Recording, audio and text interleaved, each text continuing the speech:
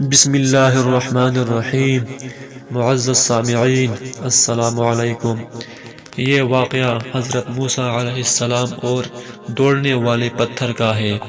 یہ پتھر ایک ہاتھ لمبا، ایک ہاتھ چوڑا چوکور پتھر تھا جو ہمیشہ حضرت موسیٰ علیہ السلام کے جھولے میں رہتا تھا۔ اس مبارک پتھر کے ذریعے حضرت موسیٰ علیہ السلام کے دو معجزات کا ظہور ہوا جن کا تذکرہ قرآن مجید میں بھی ہوا ہے۔ پہلا معجزہ، اس پتھر کا پہلا عجیب کارنامہ جو در حقیقت حضرت موسیٰ علیہ السلام کا معجزہ تھا، وہ اس پتھر کی دانشمندانہ لمبی دوڑ ہے، اور یہی معجزہ اس پتھر کے ملنے کی تاریخ ہے۔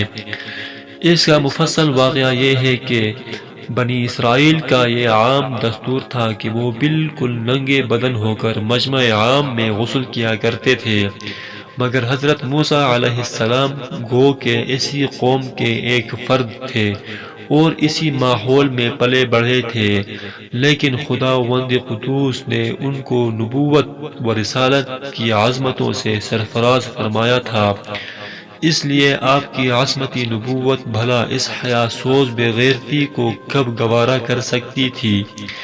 آپ بنی اسرائیل کی اس بے حیائی سے سخت نالام انتہائی بیزار تھے، اس لیے آپ ہمیشہ یا تو تنہائی میں یا تہبند پہن کر غسل فرمایا کرتے تھے۔ بنی اسرائیل نے جب یہ دیکھا کہ آپ کبھی بھی ننگے ہو کر غسل نہیں فرماتے تو ظالموں نے آپ پر بہتان لگا دیا کہ آپ کے بدن کے اندرونی حصے میں یا تو برس کا سفید داغ یا کوئی ایسا عیب ضرور ہے کہ جس کو چھپانے کے لیے یہ کبھی برہنہ نہیں ہوتے، اور ظالموں نے اس تہمت کا اس قدر اعلان اور چرچا کیا کہ ہر کوچہ و بازار میں اس کا پروپیگنڈا پھیل گیا۔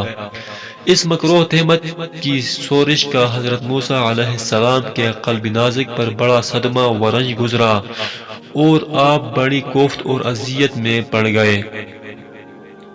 اور وہ یوں ہوا کہ ایک دن آپ پہاڑوں کے دامنوں میں چھپے ہوئے ایک چشمہ پر غسل کے لیے تشریف لے گئے، اور یہ دیکھ کر کہ یہاں دور دور تک کسی انسان کا نام و نشان نہیں ہے، آپ اپنے تمام کپڑوں کو ایک پتھر پر رکھ کر اور بالکل برہنہ بدن ہو کر غسل فرمانے لگے۔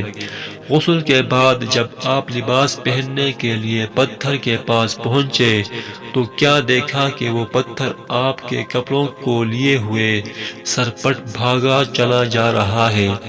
یہ دیکھ کر حضرت موسیٰ علیہ السلام بھی اسی پتھر کے پیچھے پیچھے دوڑنے لگے کہ صوبی ہجر، یعنی اے پتھر میرا کپڑا، اے پتھر میرا کپڑا، مگر یہ پتھر برابر بھاگتا رہا، یہاں تک کہ شہر کی بڑی بڑی سڑکوں سے گزرتا ہوا گلی کوچوں میں پہنچ گیا، اور آپ بھی برہنہ بدن ہونے کی حالت میں برابر پتھر کو دوڑاتے چلے گئے۔ اس طرح بنی اسرائیل کے ہر چھوٹے بڑے نے اپنی آنکھوں سے دیکھ لیا کہ سر سے پاؤں تک آپ کے مقدس بدن میں کہیں بھی کوئی عیب نہیں ہے، بلکہ آپ کے جسم اقدس کا ہر حصہ حسن و جمال میں اس قدر نقطہ کمال کو پہنچا ہوا ہے کہ عام انسانوں میں اس کی مثال تقریباً محال ہے۔